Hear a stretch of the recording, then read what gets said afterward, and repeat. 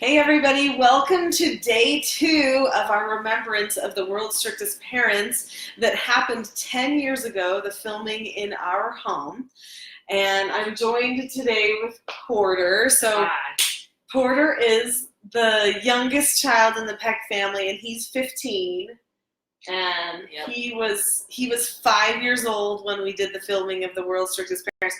And I asked Porter today, I said, so Porter, what do you remember about that filming? And he said, nothing. Absolutely nothing. He was 5. He doesn't remember that much.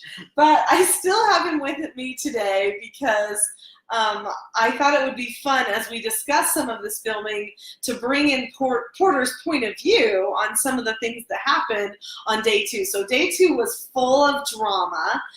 So you'll remember day 1, they arrived at our house. It was Memorial Day. And Hannah and James ran away one time together, and then Hannah ran away one time herself. So far we've got 2 times that we've had a runaway situation, but they don't stay away long, and then they come back. And if you'll remember, I told Hannah and James that, and really I was thinking more of James in this because Hannah didn't have quite the addiction to cigarettes that James did because he had been smoking for so long. But I told them both, because I felt it would be fair, that they could have a smoke break 4 times a day so long as they were keeping themselves in control and calm and that kind of thing. Because normally, if you'll remember from the video yesterday, James normally had 15 cigarettes a day. So that was, that was going to be significantly cut back. And so I was holding on to the cigarettes for them. And, normally if they were going to be foster children in my home, which was what it was supposed to be like, they were supposed to be as if they were my children in my family. And do we smoke in our family? Nope.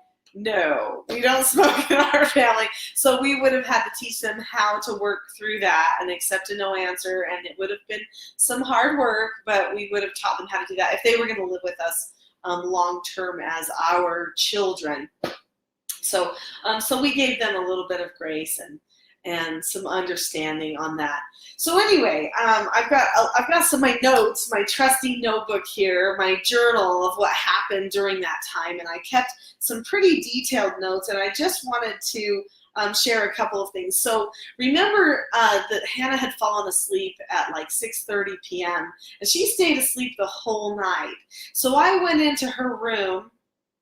We had a busy day that was supposed to be happening day 2. I went into her room about probably around 5:30 or 6 in the morning, and I woke her up because I figured that would probably be good, probably around 12 hours of sleep that she had had. And I told her that because she had lost her privileges, that she needed to now be accepting her consequences and start her work time, that she had had plenty of sleep.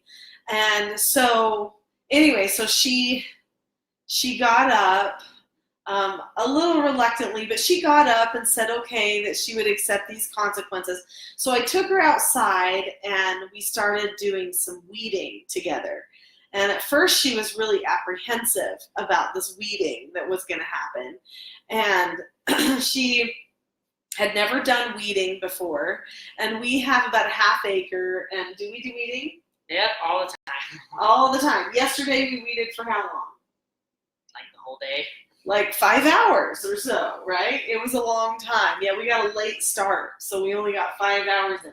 But what did we accomplish yesterday? A lot of the yard. Yeah, a lot. I mean, it was our main, like one of our biggest weeding sessions that we did yesterday. So, happy Memorial Day to us, right? we did some serious work. You would have thought it was Labor Day. Anyway, so that's just part of life here at our house. Anyway, but she wasn't used to it.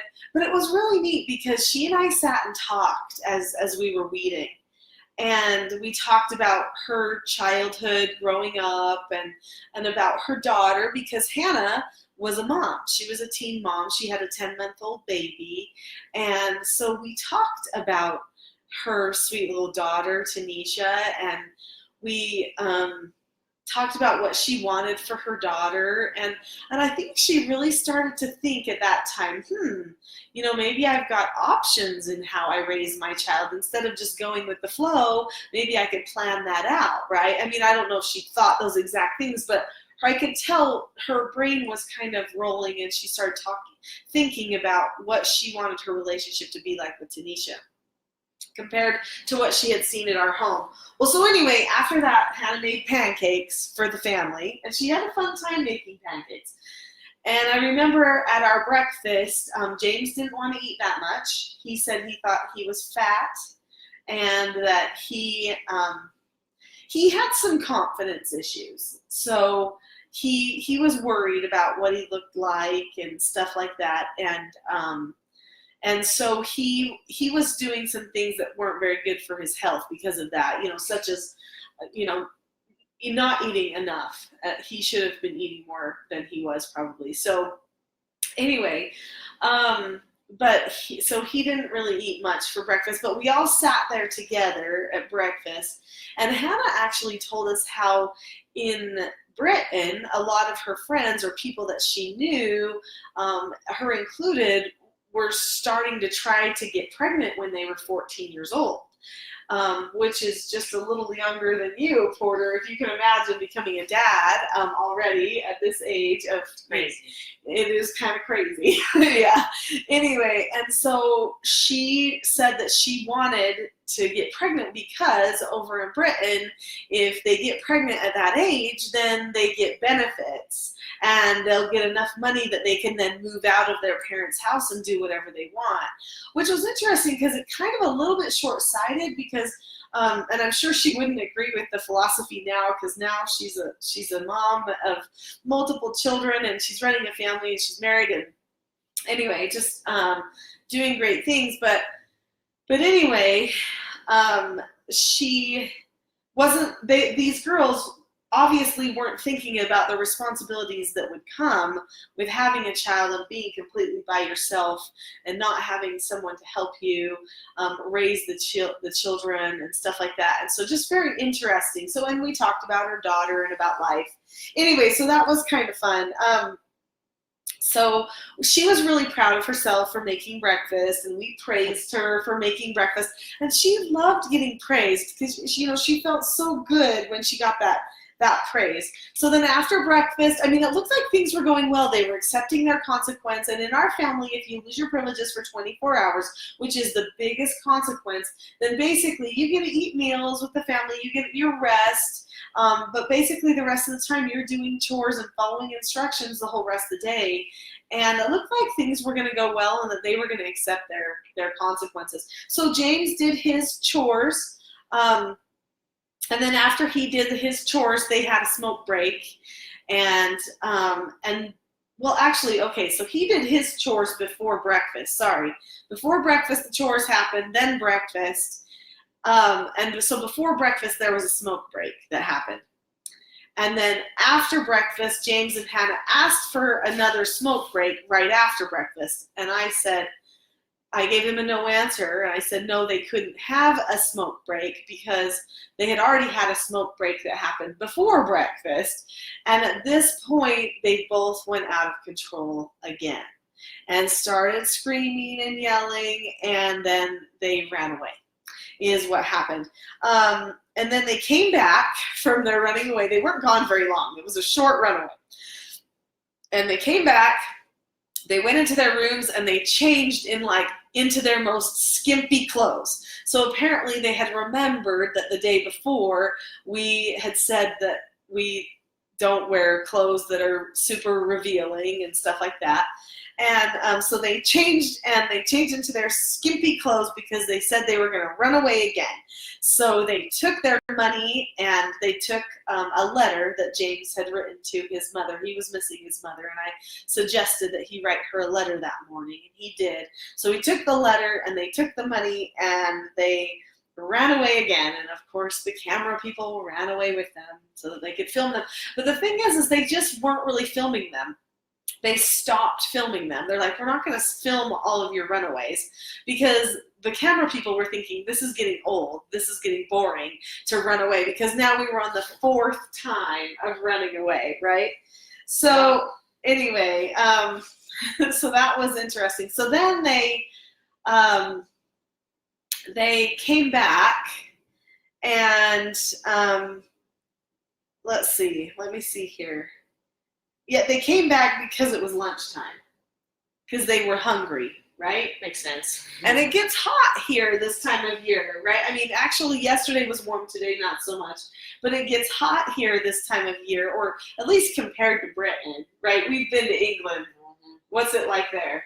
Cold, wet, Rain. rain. Yeah, rain. And so it wasn't like that here. It was really warm. It was like their warmest days of summer that they usually get over in Britain. And so that was something to get used to. Anyway, so they came back because they said they were hungry and they didn't know where the town was. And so here they were back again. But it was interesting because they said they ran away because they didn't want to be homeschooled. That's what they said. So we homeschool in our family, right? And is homeschool the worst part of our days or the best part of our days? Best. Yeah. Definitely. Yeah, why is it the best part of our days?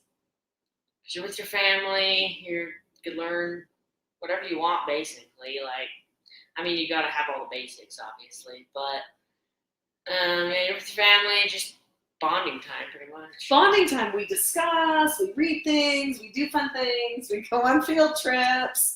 And so it's like the best thing we do as a family, and they're like, we don't want that. But they didn't know what it was, right? So they didn't know what they were going to be in for. And I guess we had mentioned that we were going to do some homeschooling that day, which I thought was really charitable, like really generous, because then they wouldn't have to do a whole day full of chores, which I knew they were not accustomed to. So if we did homeschooling, then normally when a person has lost their privileges in our family, I will allow them to do a school time if they're in control, right? So anyway, so we had a little talk when they came back, and this talk was really enlightening. I loved it. I asked them why they came to my house, and they both said, now I'm just reading straight out of the journal here, they both said that they wanted to respect their moms more.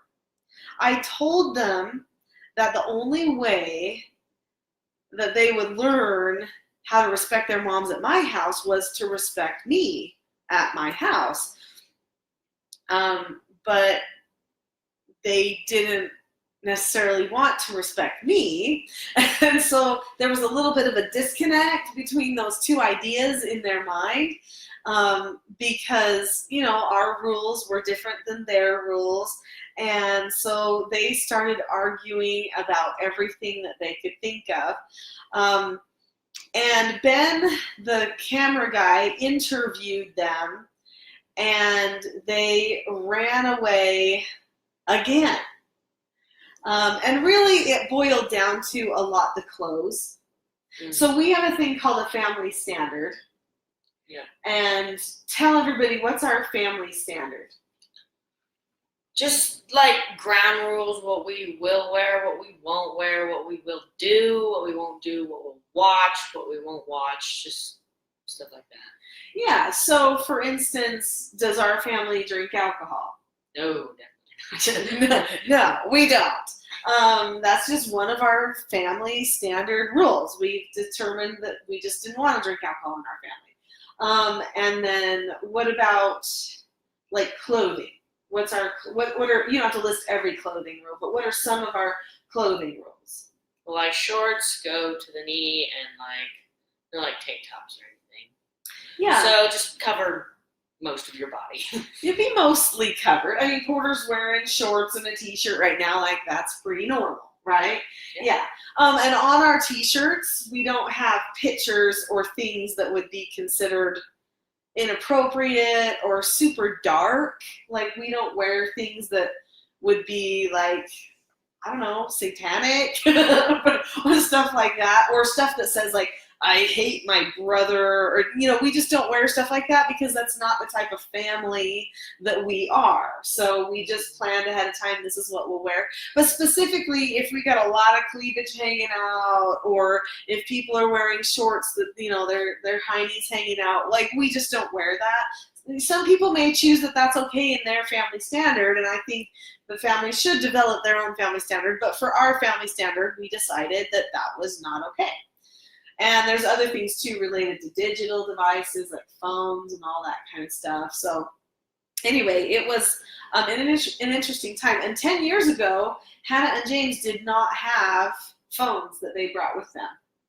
So they didn't end up getting phones until after the BBC show aired, and it was a little while after before they ended up getting cell phones of their own. So we didn't have to deal with cell phone issues, which I know a lot of parents deal with nowadays. So Porter, just before we leave the family standard, it might be good for you to share, what do you think about the family standard? Do you think it's helpful? Like, why? What would you say there? Well, it definitely makes you feel confident. Like if you go out and you know what you're gonna wear, it's okay with your parents. You're like, no matter what anyone else is wearing, it's like you're fine with it. You're not like, oh man, I'm wearing the wrong thing. It's just like, oh well, if they're wearing something different, whatever. Doesn't matter. I like that. I like that you say confidence, because you're like, well, this is me, and I know the rules for me. And yeah, you shouldn't change when you're in different crowds. Ooh, I like that. Yeah. You shouldn't change when you're in different crowds. Do you see people do that sometimes around you? All the time. Yeah. So we've had situations, Porter, where people have. I know you had a situation with a basketball team that you were on where someone was. Well, what were they doing?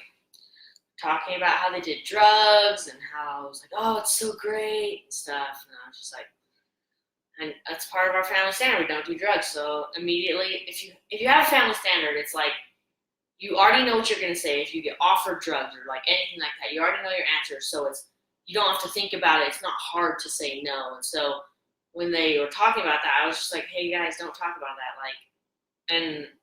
And if they still did, I'd just walk away. Yeah, it was just like no big deal. Yeah. Yeah. And were those kids your best buddies? No, but was that okay? Mm-hmm. Yeah, because he's confident with who he is. He didn't feel like he had to fit in because he knows who he is. Yeah. So anyway, I'm trying to see where we even are in my little notes here. So they ran away this last time from Ben, and I remember looking out the back of my house. We have a swing set back there, and he was sitting on the swing with his camera, and he's like, and I said, Ben, where are the kids? Where are James and Hannah? Because he was interviewing them, probably about not wanting to be homeschooled, would be my guess, because they would interview about everything. You don't remember this, but they did. They pulled people aside. You probably didn't get interviewed as much. No. Because you were 5, although it would have been super cute. Anyway, so he said, I told them that they were ruining my show, that I just can't film running away all the time. And so he's like, they're the real thing, Nicholeen, because they ran away from me. And so they ran off again, and he's like, but we're not filming them. We'll stay with them, but we're not filming them. We have to legally, because they signed contracts to keep them safe in this other country. But he's like, but we are not going to film this stuff. So they're not going to get any attention for it. And I was like, okay, well, that's good. So see, he was understanding that if they got attention for these out of control behaviors, then the out of control behaviors would continue. Right? So it was like playing into their power struggle. And he's like, we're not going to do it anymore. Because I had been talking to the camera crew about cause and effect and about what we teach with teaching self-government and giving attention in the right way versus the wrong way. And so they were seeing why this was happening, and it's easy to see. So anyway, then they finally came back. And then they said, okay, well, we're ready to be calm. Because I kept talking to them about calmness. So how important is calmness in our house, Porter? Really important. I would say, we don't like ever yell unless we think obviously someone can't hear us, they're in the basement or something. But most of the time we just go get them. Like, calmness is really important. Like, yeah, we never fight usually. Yeah. Yeah, I don't even remember a fight. Yeah, I don't ever remember a fight either. So usually it's really like, rah, like ever that I know of. Yeah. Yeah, we don't just like, rah, at somebody, right? That's not what we do, because we have skills for how to handle it, right? So I was always telling them, okay, we need to be calm, and then we'll talk about this. And so they finally, after the 5th time of running away, they came back and they said, okay, we're ready to be calm. And so I thought, okay, this is really great. So then we went down in the basement and we were talking, and they were like, your children are too sheltered, your dog doesn't get enough attention, and all of this, which you know, the dog thing was a little true, because like, yeah. Because we had a whole house full of people and doing a show, and we certainly were not thinking about poor little Ozzy getting enough attention, were we? I mean, they were probably feeling bad for the dog, and we probably all should have been feeling a little bit bad for the dog that week. But anyway, so that was a little bit true, but I didn't give into it. I just said, you know, we need to get calm. Let's get calm and talk about it. And so then both of them together said, calm, calm, calm. You're always so calm. It makes me so mad that you're so calm. And so then I said, it seems to me that you want to tell me something. I want to know what that is, but we need to choose to be calm first. And then we can talk about it. And at that point, they were just like, okay, we'll be calm. And so makes communicating a lot easier. Oh, yeah, if you're calm. So if you're like, if someone starts yelling at you, you just immediately put up these walls, like don't even hear what they're saying. But if they're calm, then it actually like sinks in and gets your point across. So you feel more understood. Definitely. Yeah, I agree with that. That is a super good point. Okay, so remember they said that they wanted to learn how to respect their moms more. Both of them came from single homes, and their relationships with their moms needed improvement a lot. And so I reminded them about this, and I told them that that they needed to decide whether they were gonna really stay at my home and learn this respect that they wanted to learn. And they said they did want to, and they wanted to stay there, and they wanted to learn it. And so at this point, we moved on to new ground. The tantrums were pretty much over at that point. I mean, they had little bobbles from then on out. But now at this point, they could start a full 24-hour loss of privileges again, because technically they had gone completely out of control again by running away multiple times. And so we decided that we would, just make a fresh start. So we got them some new clothes. I told them for one of their chores, what they had to do was they had to budget money, and they had to go to the store, and they had to buy food, and they had to come back and cook the food for the family. And so they were really excited about this particular chore that they had to do. So I gave them $40, and I said they had to stick in their $40 budget. We took them to the store. They said that they were going to cook some of their favorite things, which were English custard and spaghetti bolognese. And so they got everything they thought they needed and put it in the cart, and it was like $52. And so then they had to decide what to put back and how to adjust their recipe, and they got it down to like $39.40. So they did really good. They stayed in their $40, and then they made us this dinner. So here's the thing. When they were making the dinner, Hannah asked if she could take her new little sweater off. Okay, so we got her some things that she could wear so that she would look a little bit more appropriate and fit in with our family standards, and she wanted to take it off.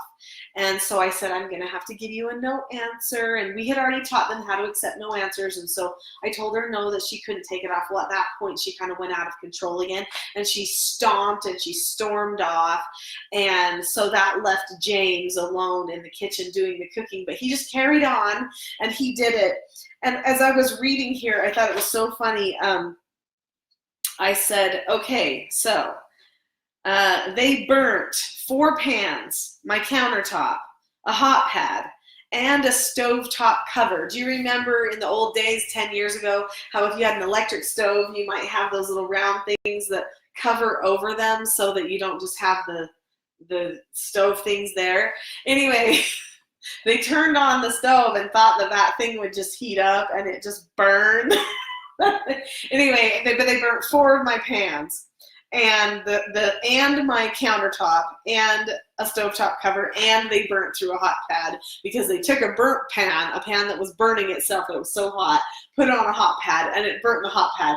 Anyway, so bless James's heart, we had a lot of things burning, but he did his chore, and he was excited about it. He was having fun, even though he was doing it himself, and he was like, I don't know why Hannah decided to have a fit. Like, she should have just come here and done this with me. And anyway, he was really proud of himself. So he did most of the dinner alone. So, and at that point, I went to talk to Hannah, and she started saying that I was stupid for making such hard rules, these standards again, that she was having a hard time with. And I told her how important these rules were for our family, that they were things we decided on together, and that everyone in our family, you know, agreed with these rules, and we felt like these things would keep us focused better, not on ourselves, but on who we were supposed to be for God, and what type of people, you know, he wanted us to focus on being people on the inside. We focused on the inside of who we were, not the outside of who we were. And that was a new concept to her. Well, in the end, she actually, you know, when she started trying on her clothes and stuff that she bought, that we went and just to Walmart and got new clothes, because there aren't that many stores in my town, but that's where, anyway, I mean, if it were my own child, we would have gone into a bigger town and found a little bit, you know, nicer clothes, but there weren't that many clothes shops back then.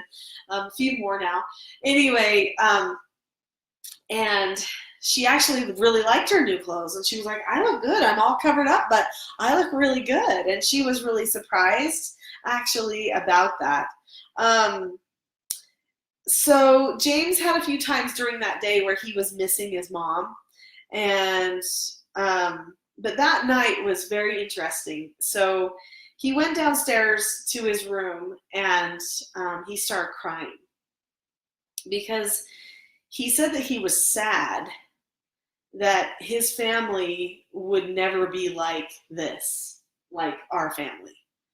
I guess that means calm, connected, good at communicating with each other. He wasn't allowed at the time to see some of his family members, you know, because the family was split, and that was really hard on him, and he realized how much he wanted siblings in his life, all of his siblings, to be able to have this bonding with that he was starting to experience at our home. In fact, when we were sitting around the table enjoying this meal that was made, we didn't get to have much of the custard because it was burned. And I do remember they piled our plates so high. They must have thought Americans eat like so much. That's all I could think, because I was like, this is a lot of, I could not eat it all. Like, there was no way. I didn't want to be rude, but it was too much. Anyway, but as we were sitting there at the table, James started talking to London and talking to her about her little stuffed rabbit that she has, her little bunny. And he was so sweet to her. And he just really, I think, fell in love with you little ones. And that was probably the thing that really got him, because he had some younger siblings that he did not have the opportunity to have relationships with. And that was hard on him. So he mentioned, you know, other times too, during the course of the week when he was here, that he'd like to have a family and have children like that. And so that was a really beautiful thing for him to see that preciousness of family. So anyway, that was the main stuff that happened that day. Then we got tonight, and of course everybody goes to bed, and then I stay up with the camera crew. Spencer and I stay up with the camera crew and talk about, they debrief the day, and we talk about what's happening the next day, and they want to know where we're going to go. At this point, we've been in the Peck house for 2 days, and they don't want to stay in the Peck house. So we're not going to talk about what happened tomorrow, because we'll talk about that tomorrow, right? So as we're reliving this week, we're going to keep going through that. You'll notice in the description to this video, I did put a couple of resources there for you, 2 links. If you would like support for helping your family learn self-government, helping create a type of a strong family that communicates well and calmly. It starts when they're little if you can. If they're already older, no problem. James and Hannah got the picture, especially James did, on day 2 of being in a different environment. So you can change the environment in your home. When we did foster care, sometimes I would bring in 17-year-olds, and they would, experience a change even at 17.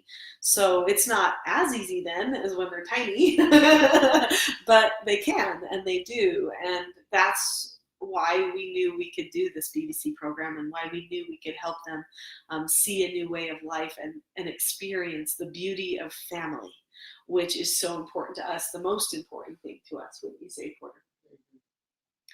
So anyway, there is a great deal. I'm just going to mention a couple of the deals. There's a discount, a $100 discount on the implementation course, which is our online training course, which is fantastic. It has so many videos. You can watch things. It's got audio classes, printable things. And so that's a great deal. And then we also have a discount. There's the early bird discount plus an additional discount just for this week for the first few people for the parenting mastery training that's going to be happening. And those are live trainings. That's going to be in July. So if you click that link, and you can get the details about where and when and what's entailed there in this video. And then also, here's an exciting one. We have a support group where I answer people's questions every week. It's one of the quickest ways to really get good at seeing what's happening at your home and what skills you need to fix the problems that are going on. And right now we have a special for all of you. It's our support special for this week, our celebration. For $1, you can join the Teaching Self-Government support group. And that's for 1 month. You can have it for $1. If you want to stay on it after that, then there is a fee per month. It's small still, but it's not $1. Anyway, and so that can help you with some support and stuff in your family. Anyway, thanks for joining us. Any other things, Porter, that you'd like to say as far as what family is to you? Maybe that would be a good thing to end on.